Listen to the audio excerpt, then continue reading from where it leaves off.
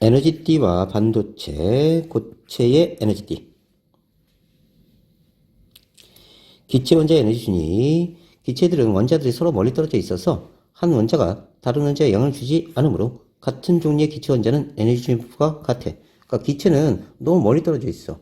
그래서 얘네끼리 궤도가 이렇게 존재해도 서로 영향을 주고받지 않아. 근데 고체 같은 경우는 원자 사이 거리가 너무 가까워서 인접한 원자들의 전자 궤도가 겹쳐. 에너지가 겹치게 돼. 그러니까 이렇게 궤도를 가지고 있어. A라는 원소하고 B라는 원소가 궤도를 이렇게 가지고 있는데 너무 가까이 있으니까 둘이 겹쳐버린다고. 그런데 이 한 궤도에 전자가 딱 2개까지만 들어가. 스핀 방향이 반대인 전자가 2개까지만 들어간다고. 그러면 얘네들이 선택을 하겠지, 그지? 그러면 궤도를 이렇게 살짝 비껴가는 거야. 궤도를. 서로. 그러면서 띠 모양으로 나타나. 다시 보자. 에너지 준위의 변화. 파울리 베타 원리에 의해. 파울리 베타 원리는 한 개의 오비탈, 한 개의 궤도에 전자, 스핀 방향이 반대인 전자가 딱 2개까지만 들어간다는 뜻이야. 이렇게 생각하자. 2인용 배야. 2인용 배인데 딱 2명만 들어가야 돼. 3명이 들어가면 가라앉아. 안 돼. 그 다음에 서로 마주보고 타야 돼. 스핀 방향이 반대여야 돼. 한 명이 들어간 건 괜찮아. 이렇게 연상하면 돼요. 파울리 베타 원리에 의해 하나의 양자 상태의 동일한 전자가 2개 있을 수 없어. 따라서 원자들이 가까이 있으면 전자들의 에너지 준위가 미세하게 갈라진다. 인접한 원자의 원자핵과 전자에 의한 전기력 때문이다. 에너지띠, 수많은 에너지 준위들이 촘촘하게 모여서 연속적인 띠 형태의 에너지를 이루게 된 것인데요. 원자 한 개에 있던 여러 개의 에너지 준위가 여러 개의 에너지들로 나타난다. 뭔 소리인지 보자. 원자 한 개일 때는 각각 궤도에 스핀 방향이 반대인 전자가 딱 2개까지만 들어가요. 자, 그러다가 원자 2개면 두 원자 에너지 준위가 미세한 차이를 두면서 존재합니다. 겹칠 수는 없어요. 겹칠 수는 없고 이렇게 2개가 있었으면 하나가 이렇게 들어가 버립니다. 서로 비껴나가요. 그러다가 너무 많게 되면 이 에너지 준위들이 미세하게 겹치면서 띠 형태로 나타나.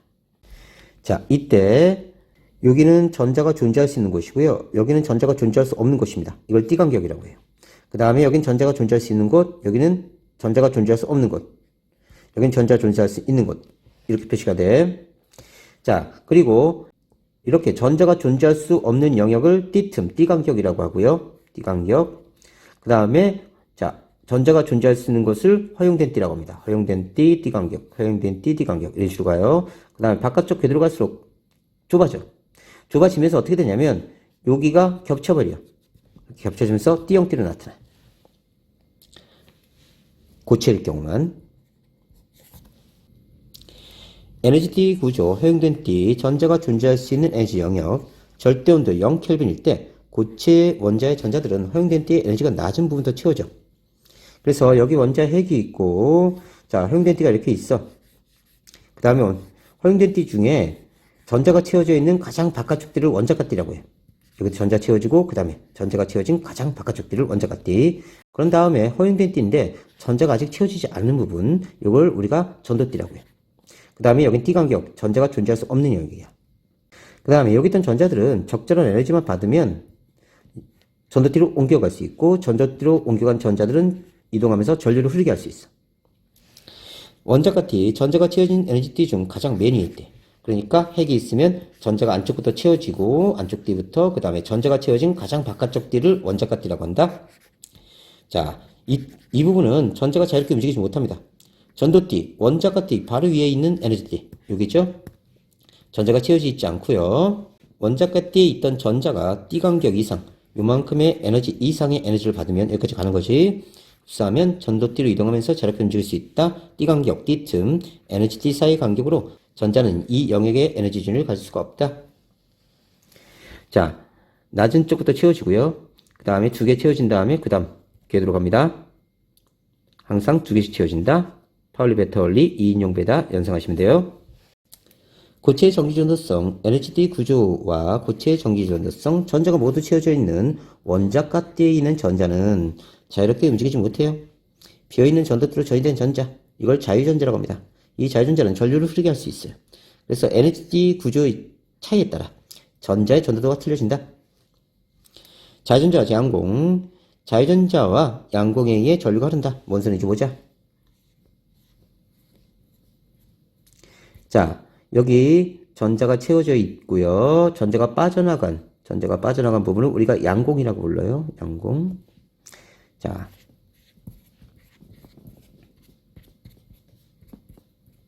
그런데 여기 있던 전자가 이쪽으로 간 거야. 그럼 전자 채워져. 그리고 이렇게 가네, 그지? 또 여기 있던 전자가 이쪽으로 간 거야. 그럼 전자 채워져. 그리고 양공 이쪽으로 가네. 자, 그렇게 되면 전자는 현재 여기서 이쪽으로 이동한 거야, 그지? 전자는. 그 다음에 이 빈 공간을 우리가 양공이라고 하는데 이 양공은 이쪽으로 이동한 거야. 그래서 양공은 플러스에서 마이너스로 이동하고 전자는 마이너스에서 플러스로 이동한다. 이렇게 체크한다. 전자가 양공을 채우면 전자가 빠져나간 자리가 다시 양공이 되고요. 따라서 양공의 이동 방향은 전자 이동 방향과 반대다. 자, 이 뜻이다. 자유전자, 원자켓띠 전자가 에너지를 얻어 전도띠로 전이된 전자로 작은 에너지만 주어도 자유롭게 움직이면서 에너지 상태를 바꿀 수 있어. 그래서 원자켓띠에 채워져 있던 전자가 자, 적절한 에너지를 받으면 전도띠로 올라가. 그러면 자유롭게 움직일 수 있는 전자가 돼서 전류를 흐르게 하지. 이걸 자유전자라고 해. 양공, 전자 전이로 인해 원자켓띠에 생기는 빈자리. 이거 양공들이네, 양공. 이웃한 전자가 채워지면서 움직일 수 있기 때문에 플러스 전하를 띤 입자와 같은 역할을 한다. 자, 고체의 종류와 전기 전도성, 도체는 전류가 잘 흐르는 물질, 절연체는 전류가 흐르기 어려운 물질, 반도체는 도체와 절연체의 중간. 그래서 도체는 원자가띠 일부가 비어 있거나 또는 자, 전도띠와 원자가띠가 일부 겹쳐져 있는 거야. 그럼 여기 있던 전자가 쉽게 이동하지, 그지? 내용을 보자. 원자가띠 일부만 차 있거나 원자가띠와 전도띠가 서로 겹쳐져 있어서 띠 간격이 없다. 띠 간격이 없어서 약간의 에너지만 흡수해도 전자가 쉽게 전도띠로 이동하기 때문에 고체 안을 자유롭게 이동으로 전류가 잘 흐른다. 전기 전도성이 크다. 전기 전도성이 크다. 저항이 매우 작다. 금, 은, 구리, 철, 알루미늄 등 금속 물질. 절연체 띠 간격이 매우 넓어. 그리고 원자가띠 다 채워져 있어. 이게 너무 넓기 때문에 여기 있던 전자가 여기로 올라가는 게 불가능해. 자, 띠 간격이 매우 넓어서 전자가 전도띠로 올라갈 수 없기 때문에 전류가 거의 흐르지 않습니다. 전기 전도성이 매우 작다. 저항이 매우 크다. 다이아몬드, 유리, 나무, 고무, 비금속 물질. 반도체. 자, 띠 간격이 좁아서 전자가 일정량의 에너지를 흡수하면 전도띠로 이동 가능해. 전류가 흐를 수 있어. 띠 간격이 좁기 때문에 적절한 에너지로 이동 가능해. 다음, 전기 전도성이 도체보다는 작고 절연체보다 크다. 규소, 저마늄. 전기 전도도 시그마인데요. 물질의 전기 전도성을 정량적 양을 측정하는 물리량으로 나타낸 거고요. 외부 전압에 의해 고체에서 전자가 자유롭게 이동할 수 있는 정도를 의미한다. 비저항 로 값인데요. 일정한 온도에서 물체의 저항 R은 물체의 길이에 비례하고 단면적 A에 반비례한다. 이때 비례상수 로를 비저항이라고 한다. 너무 어렵게 얘기했는데 자, 이게 R이 저항이에요. 그 다음에 로 값은 비저항 값이라고 해서 물질마다 가지는 고유값이야. 비저항이 크면 저항이 큰 물질이야. 부도체, 비저항이 작으면 저항이 작은 물질이야. 이렇게 이해하면 돼. 그 다음에 자, 너가 깜빵에 갇혔는데 하수도관에 선생님이 이렇게 묻어줬어. 그럼 기어 나와야 돼. 졸라 힘들지, 그치? 그러고보다 너 친구가 길게 묻어줬어. 하수도관을. 더 힘들겠지, 그치? 그러면 길이가 길어지면 저항을 많이 느껴.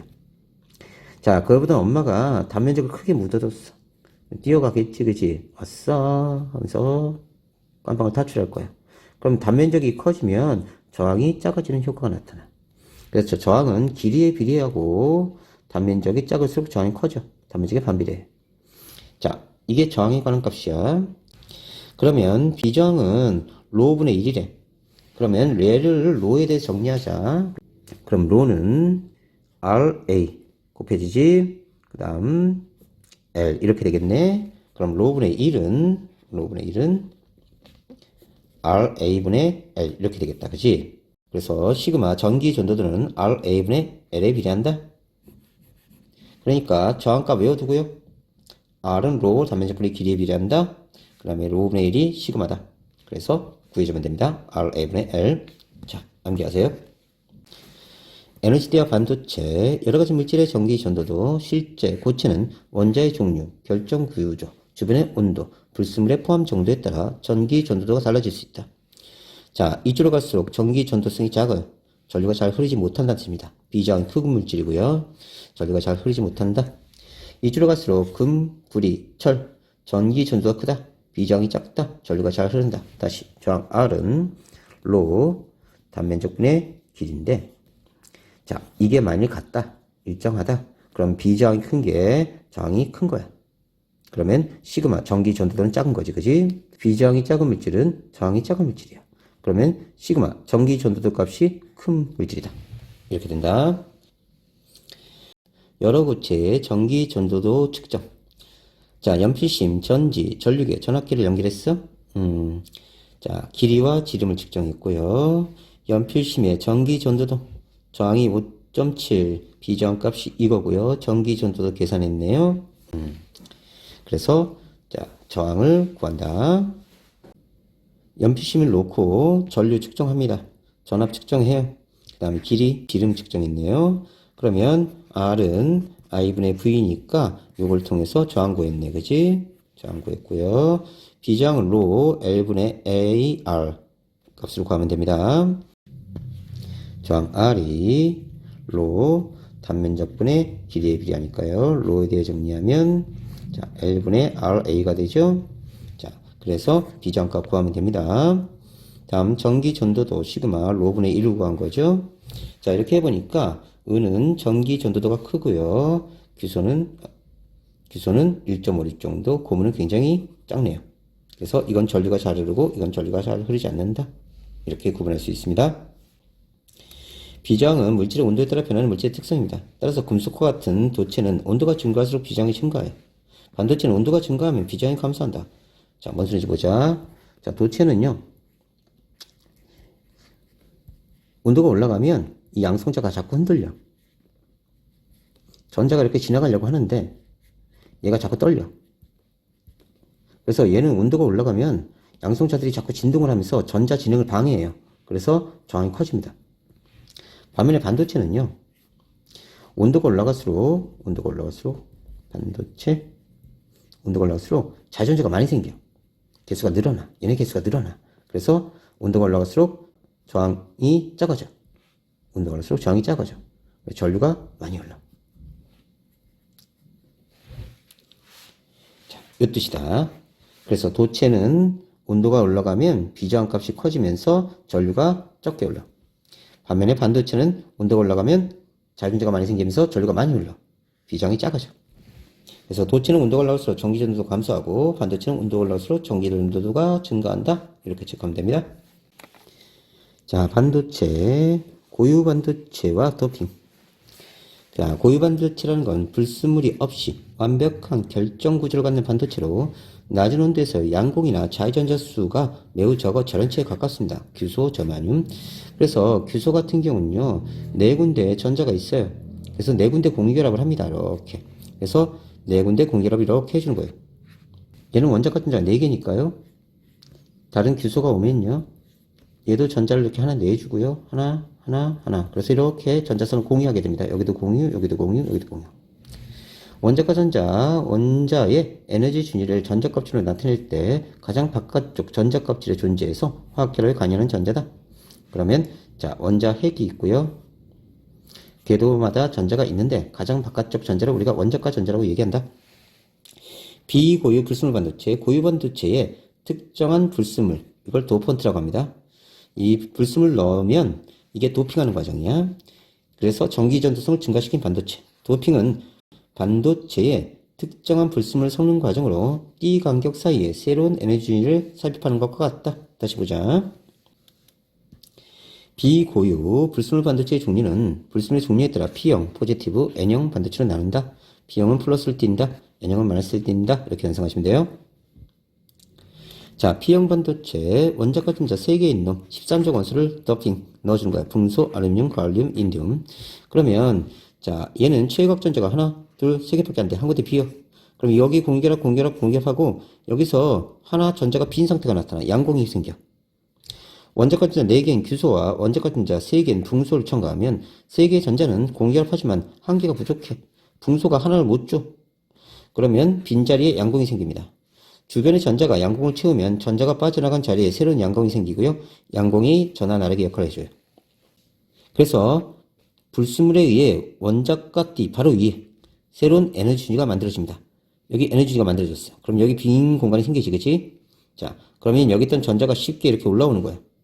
새로운 에너지 준위가 비어 있으므로 원자가 띠에 있는 전자가 쉽게 전이할 수 있어. 왔다 갔다 할 수 있어. 자, 원자가 띠는 양공이 발생한다. 양공 생긴다. 빠져나가고. N형 반도체 원자가 전자가 5개의 원소, 15종 원소예요. 인, 질소, 비소, 안티모니. 그럼 얘네가 있으면 가장 바깥 전자가 5개니까 한쪽이 쌍을 잃어버려. 그럼 여기는 공격하는데 여기 들어오려고 하는데 공격하면 안 되지, 그치? 그러면 요 전자가 남아. 그래서 얘가 돌아다녀. 그래서 인접형 규소 원자에 전자를 주고 양육이 됩니다. 주고요. 원자과 전자 4개인 규소에 원자과 전자 5개인 인을 첨가하면 4개의 전자가 공유결합하고 전자 한 개가 남아. 얘가 돌아다니는 거지, 그치? 남는 전자는 원자에 약하게 소박되어 자유롭게 이동할 수 있어. 전자가 전화 나르기가 됩니다. 아까는 양공이었죠? 그래서 불순물에 의해 전도띠 바로 아래 새로운 에너지가 만들어져. 여기 만들어지는 거야. 그러면 여기에 전자가 이렇게 채워져 있는 거지. 이 전자는 쉽게 이렇게 전도띠로 올라가. 그래서 원자과 띠가 완전히 채워져 있으므로 전자는 새롭게 만들어진 준위부터 채워지고요. 전자가 쉽게 전도띠로 전이될 수 있다. 쉽게 올라가. 자, 다이오드, PN 접합 다이오드. P형 반도체와 N형 반도체를 접합한 겁니다. PM 접합 다이오드, P형 반도체와 N형 반도체를 접합해서 양 끝에 전극을 붙인 것으로 전류를 한쪽 방향으로 흐르게 하는 특성이 있다. 이를 정류작용이라고 한다. 자, 전류에는 직류와 교류가 있어요. 직류는 요 물레방아가 있는데 한쪽 방향 물이 흘러가면서 물레방아 돌리는 거야. 이거 직류. 교류는 물레방아를 돌리는데 왔다리 갔다리 하는 거야, 물이. 그러니까 전구가 있는데 한쪽 방향 전류가 흐르면 직류. 전류가 왔다 갔다 하면서 얘를 밝히는 건 교류. 그런데 이 교류를 직류로 만드는 놈이 PM 접합 다이오드야. PM 접합 다이오드 보자. 자, P형은 양공이 많고요. N형은 전자가 많습니다. 그리고 P형을 이렇게 표시하고요. 자, N형을 이쪽 이렇게 표시해. 이렇게만 전류가 흐르고 이렇게는 전류가 못 흘러. 그래서 한쪽 방향만 전류가 흐르게 만들어주는 게 바로 PM 접합 다이오드야. 이 내용을 보자. 바이어스, 다이오드에 흐르는 전류를 조절하기 위해 전압의 방향과 크기를 바꾸는 거야. 순방향, P형 반도체 플러스 연결하고요. N형 반도체 마이너스 연결한 겁니다. 그러면 자, 양공은 N형 쪽으로 이렇게 가서 마이너스로 가요. 그러면 전자는 플러스 쪽으로 이렇게 갑니다. 그러면서 계속 전류가 흘러요. 양공이 N형 반도체 쪽으로 이동하고요. 전자는 P형 반도체 쪽으로 이동하면서 접합면에서 결합합니다. 양공과 전자의 접합면은 쉽게 통과하므로 전류가 잘 흘러요. 역방은 바이어스. 자, P형에 마이너스 연결한 거고요. N형에 플러스 연결한 거예요. 이렇게 되면 자, 양공은 마이너스 쪽으로 가버립니다. 그 다음에 전자는 플러스로 가버려요. 그래서 양공은 마이너스 쪽으로, 그 다음에 전자는 플러스 쪽으로 이동합니다. 양공과 전자가 접합면을 통해 이동할 수 없어요. 그러면 전류가 흐르지 않아. 그래서 자, 교류란 건 뭐냐면 이 도선에 전자가 왔다 갔다 하면서 전류가 이렇게 왔다리 갔다리 하는 거야. 자, 그런데 이걸 다이오드로 연결해버리면 이쪽은 가는데 이쪽은 못 와. 그러면 전류가 한쪽 방향만 흐르게 됩니다. 그러면 이렇게 왔다 갔다 하는 전류를 표시하면요. 이렇게 표시할 수 있어요. 전류가 이쪽으로 갔다가 이쪽으로 갔다, 이쪽으로 갔다가 이쪽으로 갔다, 이쪽으로 갔다가 자, 시간에 따라 펼친 겁니다. 그러면 다이오드를 통과하면 이건 통과되는데 이거 통과 안 돼. 통과되는데 통과 안 돼. 그러면 이 교류를 직류로 바꿔버리는 거예요. 이걸 정류작용이라고 해요. 그래서 정류작용에 의해서 교류를 직류로 바꿔버려. 가정에서는 교류가 공급되는데 전기교류 중에는 직류 전류가 흘러야 하는 것이 많아. 이때 다이오드의 여러 부품을 이용하여 직류를 얻어요. 교류를 직류로 바꾸는 장치를 우리가 정류회로라고 합니다. 그래서 왔다리 갔다리 하는 전류를 갖다가 이것만 출력시키는 거야. 이렇게. 자, 정리하자. P형 반도체, N형 반도체가 있는데 P형을 플러스 극에 N형을 마이너스 극에 연결한 걸 순방향 전압 걸렸다. 이건 전류 통한다. 그런데 반대로 하면 전류가 안 통한다. 보자. P형과 N형이 있는데 P형을 마이너스에 연결하고 N형을 플러스로 연결하면 전류가 통하지 않는다. 잘 기억해. 교류는 시간에 따라 세개의 방향이 주기적으로 바뀌는 전류고 직류는 한쪽 방향으로 흐르는 전류다. 기억해 놓고요. 다이오드 이용, 발광 다이오드, 라이트 에미팅 다이오드, 빛을 방출하는 다이오드라는 뜻입니다. 전류가 할 때 빛이 나오는 다이오드로 신호등, 조명장치, 전조등, 영상표시장치에 이용됩니다. 원리는 전자와 양공이 결합하면 이 띠 간격에 해당될 만큼, 이 차이만큼 에너지를 방출해, 빛으로. 반대치 D 간격에 따라 방출되는 빛이 색이 틀려. 광다이오드, 빛을 비추면 전류를 흐르게 하는 다이오드로 자동문 리모컨 수신 장치에 이용된다. 자, 얘하고 얘는 반대입니다. 발광다이오드는 전기를 빛으로 바꾸는 거야. 자, 광다이오드는 빛을 받으면 광전 효과에 의해서 전기를 만들어내는 거야. 자, 이건 나중에 좀 더 자세히 배우자. 자, P형 반도체는 양공이 많다, 그지? 다음에 N형 반도체는 전자가 많다. P형 반도체와 N형 반도체를 접합하면 접합면에서 전자와 양공이 확산돼. 확산된 전자와 양공은 서로 결합하면서 소멸되고요. 접합면에 남아있는 불순물 이온 때문에 전압이 발생합니다. 접합면 바깥쪽의 양공과 전자는 더 이상 확산하지 못하므로 전류가 흐르지 않게 된다. 다이오드의 바이어스 회로 보자. 불순물만 남아있는 층이 얇아지거나 거의 없어져요. 자, 다이오드의 순방 전압이 걸리면 불순만 남아있는 층이 얇거나 거의 없게 되고요. 즉 확산을 저지하는 전압이 작아져서 P형 반도체 쪽에서 N형 반도체 쪽으로 전류가 흐르게 됩니다. 자, 여기 얇아진다. 불순만 남아있는 층이. 다음 다이오드 역반응 전압이 걸리면 불순만 남아있는 층이 두꺼워져. 따라서 양공이나 전자가 확산되지 못하니까 전류가 흐르지 않게 됩니다. 자, 얘가 딸려가니까 얘가 두꺼워진다, 그치? 이동 불가능하다.